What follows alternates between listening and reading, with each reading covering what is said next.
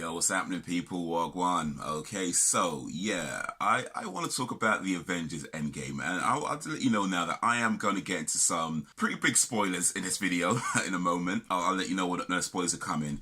But here's the thing: is like I feel like just as a review point for anybody who hasn't seen the movie yet, yeah, watch the movie. That's what I'm going to say. Here's the thing, though. I mean, if you've not seen any of the MCU movies, then this is not the place to start. I'll tell you that this is not the place to start. If you're like if you've never seen any on the movies and you got all this hype going around, thinking, this is not the one to start with. It is because with most sequels, you know, you generally have like a bit where they give you an explanation of what happened before to catch you up, so that you're not completely lost throughout the movie. And a lot of MC movies do that sort of thing as well. This one does that a little bit, just a tiny little bit. But, you know, a good majority of the movie, if you've not seen the previous films, especially if you've not seen Infinity War, yeah, I think you're going to be not necessarily completely lost. I mean, you'd understand, unless you're, you're not, all there, unless you're a little bit slow, you're not going to be completely lost, but certainly there's going to be a lot of things that you might be like, I don't get that, or I don't know why that's going. So yeah, if you've not seen it, see it. But I do feel like also, just as another thing, is that if at this point you're not interested in MCU movies or, comic book movies, these sorts of things, nothing I'm going to say is going to convince you to otherwise. And I don't think, that, yeah, like I say, this is not the place to start. So yeah, for those of you who are interested, you're probably just going to go see it anyway, regardless of what I say. And everybody else is like, well, yeah, if you're not convinced by now, it is what it is. But anyway, I want to talk about the movie, and I'm going to get into some spoilers. So, if you've not seen it and you're okay with spoilers, cool. If you have seen it, then yeah, let me know what you think about what I'm about to say. And yeah, if you do see the movie, come into the video, let me know what you think what I'm about to say. So let me just go through the story a little bit. So with Avengers Infinity War, it starts off. Actually, I want to talk about some of my emotions. Actually, just going through the film.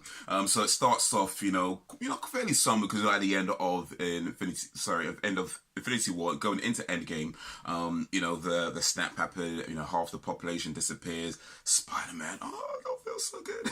So it's always so sad. Of course, you've got Tony Stark, who is, well, he's Tony Stark, so he's always trying to crack jokes here and there. But it's just him and Nebula, just sort of stranded in space, and they get rescued. But yeah, it's very sort of somber in the beginning, and the opening sort of scenes is them trying to figure out what they can do about it, and figure if they can get the stones from Thanos, and maybe they can reverse it. But of course, they get to Thanos. Turns out he's destroyed the stones, because he used the stones to destroy the stones. So he done what he needed to do. Then he destroyed the stones, because that was it. And then as Thor is there, they're all sort of angry, they're all upset, and Thor, off with his head. I went for the head. That's a reference you won't get if you've not seen Infinity War. But yeah, he goes for the head and he chops his head off. And then it's after that, it sort of cuts to the 5 years later, and people are trying to move on. They haven't really, but they're trying to move on. Captain America, Steve Rogers, he's trying to help people as best as he can. And then Ant-Man comes back. So Ant-Man, of course, at the end of Ant-Man and the Wasp, he goes into the quantum realm, but then a snap happens, and then Hope, Dr. Pym, they all disappear. They were supposed to pull him out, but of course they disappear, so they don't. So is he lost in the quantum realm? But he kind of was a little bit. He was there for 5 years, and then somehow managed to get out through how Tony Stark describes as some sort of a miracle, just freak, 1 in a billion, or one in a really small probability of that happening. But for him, although it was 5 years in our world, in the in the film world, it was only about 5 hours for him. So it gives him this idea that time moves differently. So what if somehow they can manipulate that to enter at one point and go another point and change things? Now we're talking about time travel. This is a subject that I do have a big interest in. Some of you guys might know that I've written some poems back in the day that concerned some of my time travel theories. So yeah, anytime time travel comes up, I pay attention. But yeah, we'll start getting into the concept of time travel. I really liked the time travel theory they came up with, because it's something that I thought about as well, that if you go back in time, you're not really going back in time, because the past now becomes the present. So nothing changes Bruce Banner points out that you don't change the future because the future is now the past and the past becomes a present. When you come back, that's the present. It's no longer. So when he went back and he took the stones, I think some people might have been wondering that if they took the stones from all these points in the past and brought them back to the future, or, you know, back to their current, their present, why that in and of itself didn't change things. Because if they took it from the past, that means Thanos didn't take the stone. So why did the snaps not happen? Because the snap already happened. You don't change anything because the past is the future. So although in their past Thanos made that, because in their past Thanos made a snap, so that's happened. When they go back, they don't go back. They just bring. Let me try and. I brought this because I thought I might need this. So if you imagine like this is 5 years in the future. This be 2023, right? 20, did I get it right? 2023? It's 2018, 20. I'm out there. Yeah, no, 20. I was right the first time. Yeah, 2023. No, 2024. 5 years. 2024 because it's 2019 now. All right, 2024. This is when they go 5 years into the future. This is where they are now. They go back to the I think it was initially the 2012, right? Okay, so they go back to 2012 before the snap. Okay, and then, you know, Tony Stark and Captain America got to 1970 as well. So that's what they do. However, they don't really go back. What they do is they effectively, because this is their current present, when they go back, what they really do is bring these timelines to the present. So this is now the present. These timelines, this 1970 is now the present. So whatever happened in the original 1970 still happened. This is now a new 1970, which is the future. So now when they go back to the present, this present is now the future. So they just don't really go back. They just bring in the time forward. And that's really what's happened. I don't know if you can see it, but yeah, so they start here. They bring these timelines to the present and then bring this timeline to the present as well. Does that kind of it makes sense to me. I hope it makes sense to you.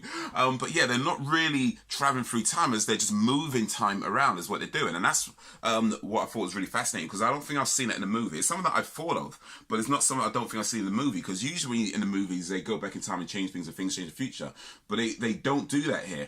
The future, the past still happened. That stays the same. It's just they're bringing it all to the bringing it held to the future. So their original 1970, original 2012, still there. And it's a bit different how they did it in the X-Men movies, where everything changes. This time, everything is still the same in the past. They just bring the past to the present, then bring their original present to the present, right? Yeah. Hopefully. It makes sense to me. Hopefully it's making sense to you. But yeah, that I thought was really cool, because I don't think I've seen a movie do that before. So yeah, I thought it was a really cool way of doing things. Because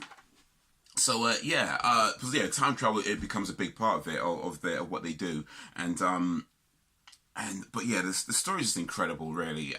Because there's a big part of the movie where I would say that, you know, after they kill Thanos in the beginning, and you know, they're sort of, you know, 5 years later, they're kind of trying to figure things out. There is a big, and even just during the whole sort of time travel thing, it does kind of feel like, what I felt at least anyway, was just kind of like, okay, this is cool, but I wasn't really sure where it's going. And I knew it was a 3-hour movie going in, but it seemed like they were gearing up to an end about, you know, an hour and a half into it. So I'm kind of thinking, okay, this could be an awkward move if it's going where it seems like it's going, but of course it doesn't, because we have Thanos, who's from the past, who comes to their present because he sees with Nebula. He sees what, you know, Nebula, because she's mechanical, shares memories with her past Nebula, and then so the future Nebula finds out what the past Nebula finds out what the future Nebula knows. The thing is, the past Nebula, of course, was, you know, very much on Thanos' side, trying to please him. I mean, not really, but just kind of felt like she had to. So she's still in that kind of mindset.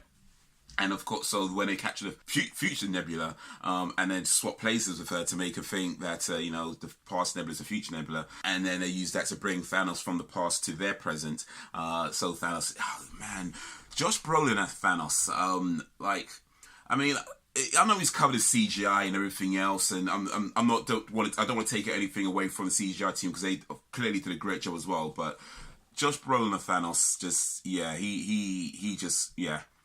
Dude, You know, and he just sits there. You know, he's like a chess player. You know, he just sits there. You know, and just waits, and he just waits. And that scene when they're fighting. And they fighting over, and they get into the fighting over, trying to get the gauntlet. I tell you one thing that I felt didn't. I mean, perhaps I missed something, to be fair, but something that I saw that I felt that was a bit odd. And that's a bit where they have to get to the truck for the stones, right? Why didn't Thanos destroy the truck? Because he was quite close to it, you know, and he saw that they were sort of trying to do, and he does, you know, destroy the truck, by the way. But I thought, why didn't he do it earlier? You know, like that. That's what I was kind of thinking. Like, it seemed like it was quite close. We could have done it earlier. But anyway, perhaps I missed something. I might need. Maybe let's just watch it again. If you spotted why that happened, then yeah, let me know in the comments. But that's kind of because he was there early. He was nearest to the truck earlier. I thought, why didn't he destroy it earlier? But I mean, he does destroy it. I just thought, why didn't he do it earlier? Anyway. But yeah, so that whole fight scene was incredible. You know, when it seems like they're defeated, right? It seems like they're defeated, and you just hear Falcon just saying, "Captain, on your left." You know, can you read me, Captain, on your left? And it's just like that another reference you won't get if you've not seen the previous MCU movies. On your left, and then you see the portals open, and all the people who are snapped away, just coming through these portals, you know, because they've been brought back, you know, because they snapped before, Hulk snapped before, and they wasn't sure if it was working. Hawkeye, by the way, yeah, he found out it worked because, you know, the phone call he got, but everyone else maybe wasn't so sure. But this was like, yeah, it definitely worked. Hawkeye, by the way, he had his own kind of story as well, because of course he wasn't in Infinity War, but you know, in this, when you see him in the beginning, and you know, he's playing with his family, and then teaches his daughter how to shoot a bow, and then he turns around, he's like, doesn't know what's going on initially, and he turns around, his wife's gone, and everybody's gone, you know, and he turns into Ronin. He becomes Ronin, he's covering, killing everybody, and then, man, there's so much happening in this movie. I mean, it's a 3-hour movie. It's just about maybe a little over 3 hours. But it feels it, you know. It doesn't feel like it's just time wasted. And I guess, to be fair, a lot of the MCU movies are fairly long. You know, a lot of them do gross a sort of 2.5 hour mark. So this isn't. But yeah, this is, I think, amongst the longest ones, and it definitely feels in the F-I-L-L, it's not feels, F-E-E, F-I-L-L-S, it feels the time. You know, it doesn't feel, F-E-E-L, like it's just, because some movies are long and they just feel like they're just wasting time. Some movies are short and feel like they're wasting time. This does not feel like it's wasting time. You know, there are parts where, you know, I was thinking, let's see where this is going. I'm not sure where this is going, but it doesn't feel like it's wasting time. So there's a lot happening, you know, with, when they go for the Soul Stone, when Hawkeye, or Ronin really, Ronin and I think it's Ronin anyway, by the way. I'm not familiar with Ronin from the comics. Let me point this out. So I'm actually not familiar with Ronin from the comics. I've just seen people cosplay as Ronin. And that's actually how I know about him, by seeing people's cosplays and calling him Ronin. So if there wasn't for the cosplays, I might not know who Ronin is at all. But I haven't kept up with the comics for a long time now. I used to read some of the comics back in the day, but not for a long time. But yeah, if it wasn't for cosplay, I probably wouldn't know that's who it was supposed to be. But yeah, so he and Natasha Romanoff, Black Widow, go for the Soul Stone, and they, of course, you know, as you know, you have to make a sacrifice for the Soul Stone, soul for a soul, and you know, they're fighting over who goes, and they both feel like they should be the one sacrificed, and then rest in peace, Natasha, man. But but yeah, they make the snap, and of course they can't bring Natasha back because, you know, she dead, and not just like snapped away dead, but. No, Hulk was saying he tried, he just couldn't. But when he does do the snap, and you know, they're not, they bring people back, and then they come through the portals, you know, on your left, and then, you know, Black Panther's there, Spider-Man's there, Okoye's there, you know, Shuri's there, you know, man, just everybody's there, you know, and all their armies and everything. They come for a fight. They came to fight, and that fight was just epic, man. That was just so epic. And when it came to the end of, and Doctor Strange, of course, he said about, you know, 1 in 5 million, so 1 in 14 million rather, sorry, and he tells Tony Stark, he's like, you know, 1 in 40 million you said, is this, he said, is this the one? And he goes, well, if I tell you, it won't happen. So he can't tell him what's happened, because that then makes maybe another timeline where it doesn't work. So he has to stick to it, and they just have to trust him in the end. Like how, you know, the wise one, the ancient one rather, Tilda Swinton's character had to trust when Hulk tells her that, you know, why did he give the stone away? She's like, well, he was supposed to be best of us, so if he did it, there must be a reason for it. And she had to trust him. So trust is a big thing, I guess, that comes up in these movies, and you gotta trust people. But yeah, so he gets the Thanos has got the stones, he's got on his gauntlet. Tony Stark jumps on him. Clearly takes the stones without him realizing, pickpockets, whatever you want to call it, gets the stones, and he's like, you know, Thanos doesn't realize, he's like, I am inevitable, and nothing happens. Nothing happens. And then, yeah, but I am Iron Man. He snaps. But Tony Stark wasn't strong enough.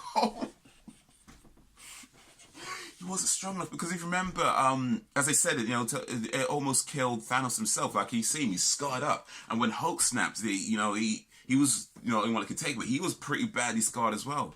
Tony Stark, as smart as he is, as, you know, clever and everything else, he's only human, you know. And when he snapped, he just wasn't strong enough. But that was the only way.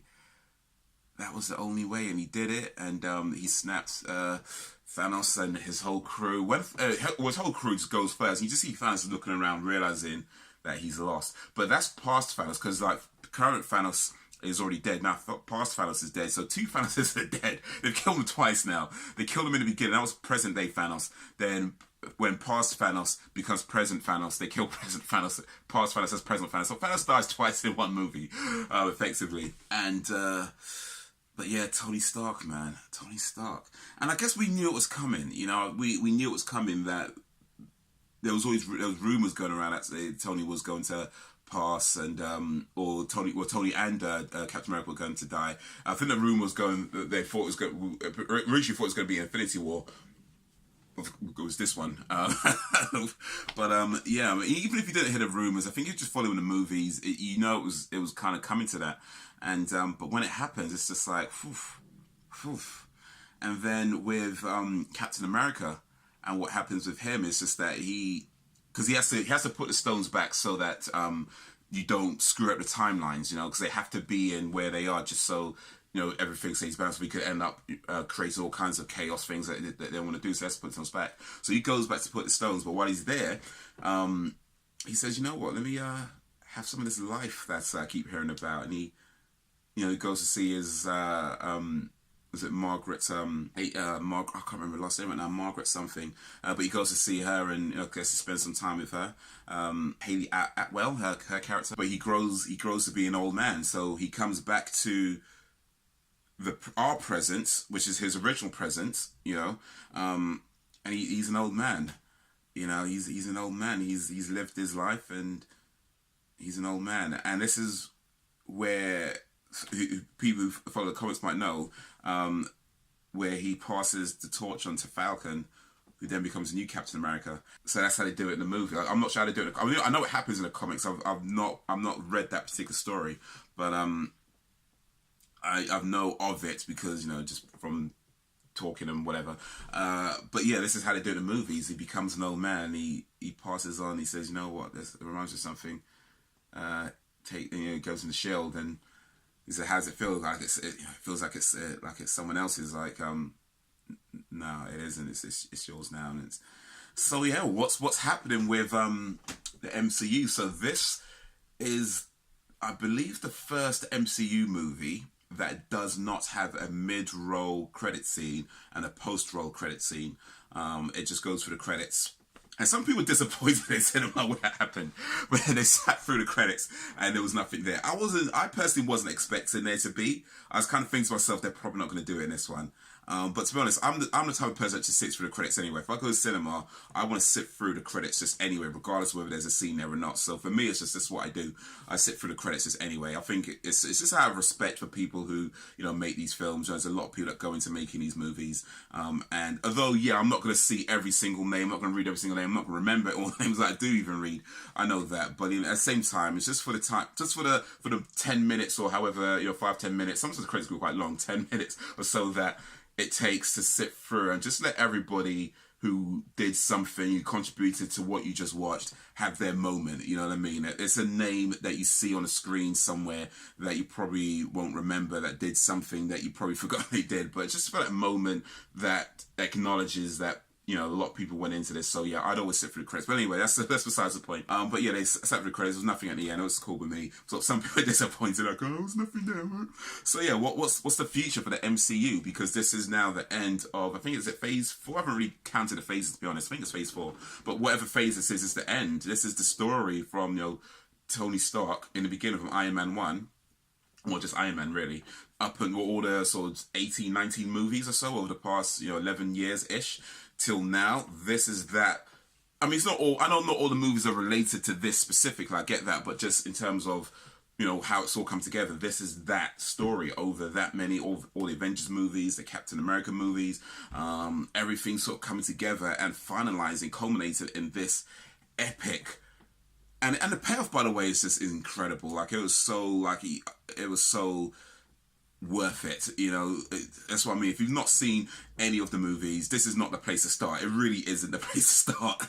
It is not the place to start. I don't think you have to see every single movie to get what's going on here, but this is just not the place to start. But that payoff is just so incredible. And this is what happens next. So here's some of my thoughts. So Captain America is now Falcon, so possibly we'll see a Falcon movie. I think we could still see a Black Widow movie because, that was very likely to be set in the past anyway. And I feel like whatever happens next, though, we're going to see some crossover in terms of the phases. So I feel like ultimately they're going to craft their own epic storyline over however many years they do it. This one's like 10, 11 years, right? So I think they're still going to want to craft their own epic storyline with a new big bad and everything else for that, phase, whether it's 5 to 8, however many phases they do for that epic story arc. I think that's what they'll do, or at least try to do. But I think it's still see some crossover in terms of things that happen in this are going to have an effect on things that happen in the next phase. There will maybe not a major effect where, oh my god, if you haven't seen these, I feel like they're pretty much going to be like, if you've not seen any of these movies, you'll be okay just starting from the next phases. I think that's how they'll probably do it. Though I imagine there'll just be things where, okay, because of that, and then this is why this happens, and maybe like a few references here and there, stuff like that. That's what I'm thinking. But I think we'll still, hopefully we'll still see a Black Widow movie. I think Black Panther 2 has pretty much been confirmed, so that could be one of those crossover ones as well, where things, because the way Black Panther was, that's very much its own story, and they're all pretty much their own story, but this one's very much its own story in the sense that there's not really much to continue directly on from Black Panther. They could go into the whole thing about how they, kept the resources of vibranium from the rest of the world, kept to themselves, and how that impacts the politics of the world and everything else, and how people treat Wakanda, whether there's trust there, and so on and so forth. They could do that, but that could be kind of a crossover, but not really.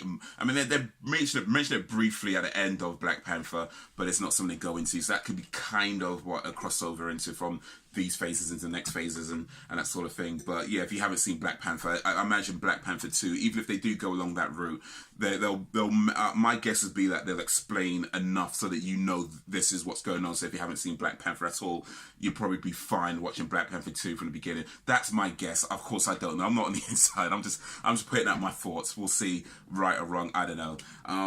But man, what else can I say about Endgame? So we haven't talked about Captain Marvel. So Captain Marvel. Captain Marvel movie I did enjoy. I like that movie. I would say that, as cool as that movie was, and I think she does play an important role in this movie, it did kind of feel like could they have? I mean, could they have done without her? I think they could have, to be honest. Like, she wasn't useless. Don't get me wrong, she's definitely not a useless character. But considering that, okay, they made this movie. They did all the thing about Captain Marvel, at the end of Avengers Infinity War, where, he sends the pager just before, Nick Fury sends the pager message to Captain Marvel just before he is snapped away. So it kind of made this thing into like this big deal, and her movie comes and you see her history and so on. And that's cool. But in this movie, it's kind of like she does play a part, and it's just, like I said, definitely not a useless part. But it kind of feel like all that for this, and I'm not sure everything he did to introduce her warranted what she ended up doing in this movie. But hey, whatever, it is what it is. It's a big movie with a lot of characters. Not everybody's going to get massive amounts of screen time. It's just, what can you do? But I did find that, fundamentally, she wasn't the one that killed Thanos, which I think is what everybody thought she would do, because she's the strongest Marvel character. By far, at least as far as I understand. Some could correct me if they're a bit more familiar with the characters, but as far as I understand, she is the strongest, most powerful Marvel character by far. And I think a lot of people, myself included, thought that she was going to have maybe not be the. I thought that if not the one that kills Thanos, I thought she might have a major part in his end. And she does play a role, but I wouldn't call it a major role, because I think everybody kind of shares their duties pretty well. Thor gets the death blow initially, and then at the end, with past Thanos, Tony Stark, I am Man. But yeah, man, it's just an incredible film all round. It's just a brilliant, incredibly done film, in my opinion. Of course, other people might think differently. But yeah, Man,